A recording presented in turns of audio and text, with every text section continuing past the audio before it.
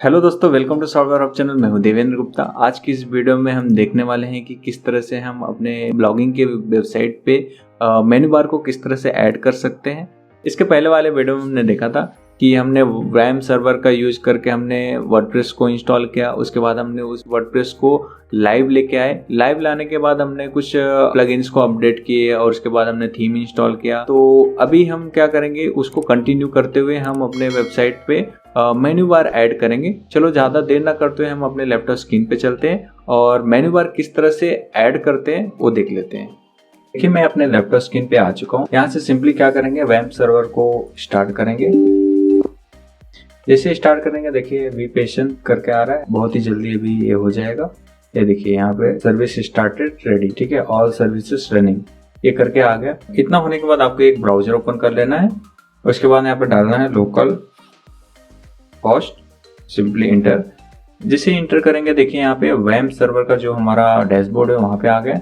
अभी इसके बाद हमको क्या करना है, हमको वर्डप्रेस पे लॉगिन होना है। तो वर्डप्रेस पे लॉगिन होने के लिए आपको क्या करना पड़ेगा, जो भी आपने वेबसाइट बनाया है उसका यूआरएल डालेंगे। जैसे कि यहाँ पे हम देखेंगे तो हमने बनाया था यहाँ पे phone9, ठीक है। यहाँ पे इसको कॉपी कर लेते हैं F2 करके, स्लैश करके यहाँ पे डाल देंगे ऐसा phone9। उसके बाद फॉरवर्ड स्लैश करके फिर से WP यहाँ पे डालेंगे WP डैश लॉगिन। ओके, जैसे इतना करने के बाद है ना, वर्डप्रेस के जो लॉगिन पेज है वहां पे लेके जाएगा। आपको तो यूजर आईडी और पासवर्ड आपने जो बनाया था आपको वही रखना है, यहाँ पे एंटर करना है। उसके बाद यहाँ पे सिंपली लॉगिन हो जाना है। इतना करने के बाद आप वर्डप्रेस के डैशबोर्ड में लॉगिन हो चुके हैं। आपको मेन्यू किस तरह से बनाना है, यहाँ पे चले जाना है अपीयरेंस में, अपीयरेंस के बाद मेन्यू में, ठीक है। उससे पहले मैं दिखाऊं कि यहाँ पे जो पहले से प्री बिल्ड जो थीम में आता है मेन्यू, वो किस तरह से दिखता है। ये देखिए, service, about, review, buy, contact. तो इस तरह से इन्होंने जो अस्ट्रा वालों ने, अस्ट्रा जिसने थीम बनाया है, उन्होंने इस तरह से दिया हुआ है। तो अभी हम इसको कस्टमाइज करना है, हमको चेंज करना है। तो किस तरह से करेंगे, चले जाएंगे वापस से डैशबोर्ड में, अपीयरेंस, मेन्यू। मेन्यू किस तरह से बनाना है, सिंपली मेन्यू में जाने के बाद यहाँ पे क्या करेंगे, यहाँ पे क्रिएट न्यू मेन्यू करेंगे। यहाँ पे मैं phone9 करके ही ले लेता हूँ। आप यहाँ पे कुछ भी नाम डाल सकते हैं, याद आपको जो भी याद रहे। यहाँ पे प्राइमरी क्लिक करेंगे, यहाँ पे सिंपली क्रिएट मेन्यू करेंगे। क्रिएट मेन्यू करने के बाद आपको क्या करना है, अभी हमारा मेन्यू तो क्रिएट हो गया, बट यहाँ पे कोई भी टैब्स जो रहते हैं, हमारा मेन्यू यहाँ पे नहीं बना हुआ है। तो अभी हम क्या करेंगे, यहाँ पे सिंपली लिखेंगे होम, यहाँ पे हैश दे देंगे, हैश। आप यहाँ पे आपके वेबसाइट का यूआरएल भी डाल सकते हैं, सिंपली ऐड करेंगे।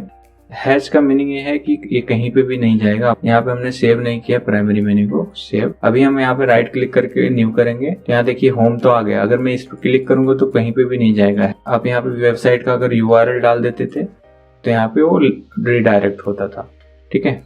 जो हमको मेन्यू क्रिएट करना हो, किस तरह से क्रिएट करना हो मैं दिखा देता हूँ। जैसे कि मैं अपने वेबसाइट पे जाता हूँ के लिए किस तरह से, ये देखिए, जैसे कि मैंने होम डाला, उसके बाद सॉफ्टवेयर, उसके बाद ब्लॉग्स, वेब स्टोरी और मोर। तो इसी तरह से हम यहाँ पे भी क्रिएट करते हैं। यहाँ पे हैश डाल देते हैं और यहाँ पे मैं सॉफ्टवेयर डाल देता हूँ, सॉफ्टवेयर ऐड, ठीक है। यहाँ पे आ गया ऐड, ओके। यहाँ पे वापस से हैश, यहाँ पे ब्लॉग्स डाल देता हूँ, ऐड। उसके बाद क्या है, यहाँ पे वेब स्टोरी है।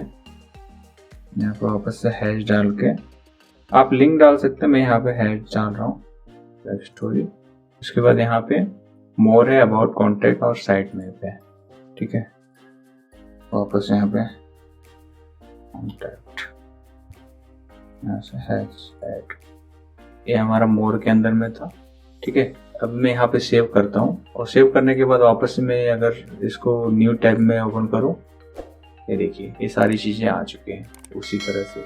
अभी यहाँ पे अगर मुझे चाहिए सॉफ्टवेयर के अंदर में बहुत सारे कैटेगरीज बनाने हैं और वो पोस्ट के कैटेगरीज होना चाहिए, तो आपको क्या करना पड़ेगा, यहाँ पे पोस्ट सेलेक्ट करना पड़ेगा। बहुत सारे पोस्ट, जो भी मैं पोस्ट यहाँ पे ऐड करूंगा, जैसे कि ऐड में सॉफ्टवेयर हेलो, तो ये पोस्ट ऐड हो गया इधर, ठीक है।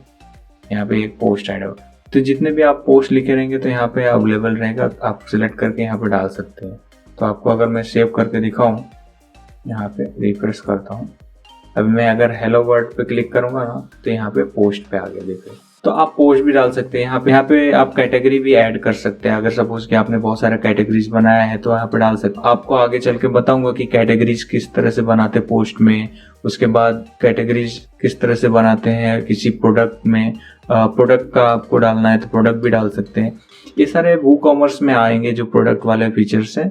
तो जब भी मैं ये ब्लॉगिंग सीरीज खत्म होगा तो मैं वूकॉमर्स का भी सीरीज स्टार्ट करूंगा, तो वो मैं उसमें ही एक्सप्लेन करता हूँ। अभी इधर नहीं एक्सप्लेन करता हूँ कि वूकॉमर्स को आपको ऐड करना पड़ता है, प्लगइन इंस्टॉल करने पड़ते हैं, ठीक है।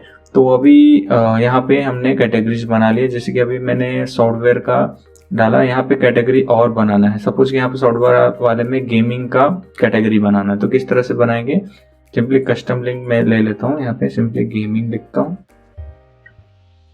Sorry gaming and has add कर देता हूँ। उसके बाद ये गेमिंग वाला उठा के मुझे यहाँ पे डाल देना है, और ये पोस्ट वाला मैं ब्लॉग में डाल देता हूँ, ये ब्लॉग के पोस्ट में जाएगा, ठीक है। यहाँ पे गेमिंग आ गया। उसके बाद वापस से हैज, यहाँ पे गेमिंग में भी मुझे कैटेगरी चाहिए, जैसे कि एक्शन गेम चाहिए, ओके। ऐड एक्शन गेम हो गया यहाँ पे गेमिंग के अंदर। उसके बाद यहाँ पे मैं चाहता हूँ कि कुछ बोर्ड का गेम आए, बोर्ड गेम होता है ना, वो यहाँ पे आए एक्शन के नीचे। यहाँ पे सिंपली इस तरह से आप कैटेगरी बना सकते हैं। यहाँ पे सिंपली सेव कर दिया, और वापस से अगर मैं यहाँ पे रिफ्रेश करता हूँ, यहाँ पे देखिए सॉफ्टवेयर गेमिंग होम।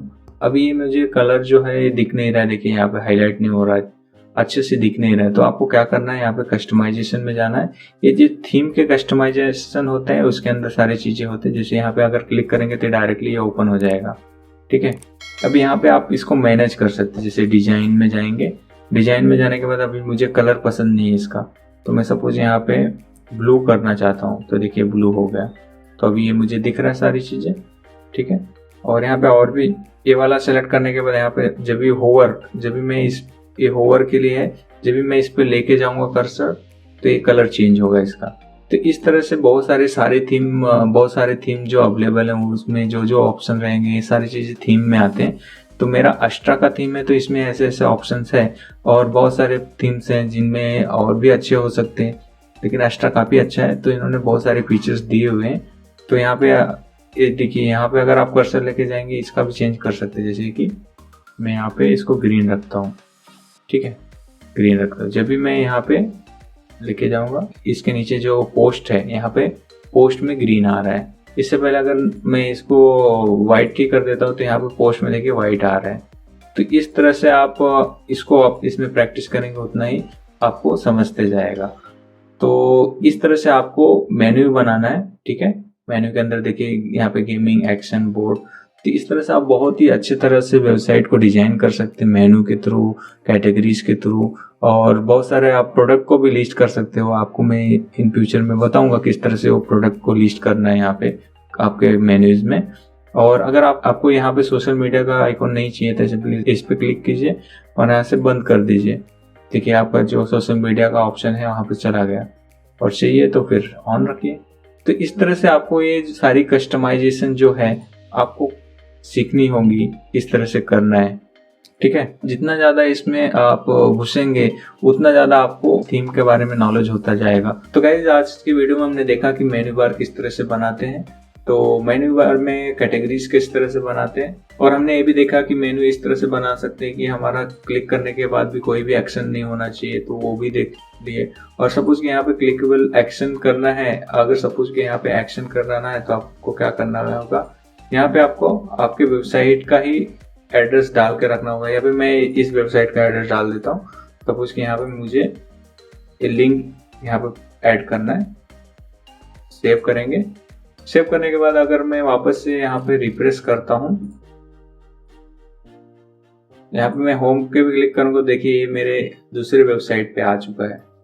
तो इस तरह से आपको अपने वेबसाइट का URL यहाँ पे डाल देना है, तो ये रीडायरेक्ट होगा आपके ही वेबसाइट पे। गाइस कैसा लगा वीडियो? अगर ये वीडियो आपको थोड़ा भी अच्छा लगा तो लाइक जरूर करें और सब्सक्राइब करना ना भूलें। मिलते हैं नेक्स्ट वीडियो में। Thank you for watching friends.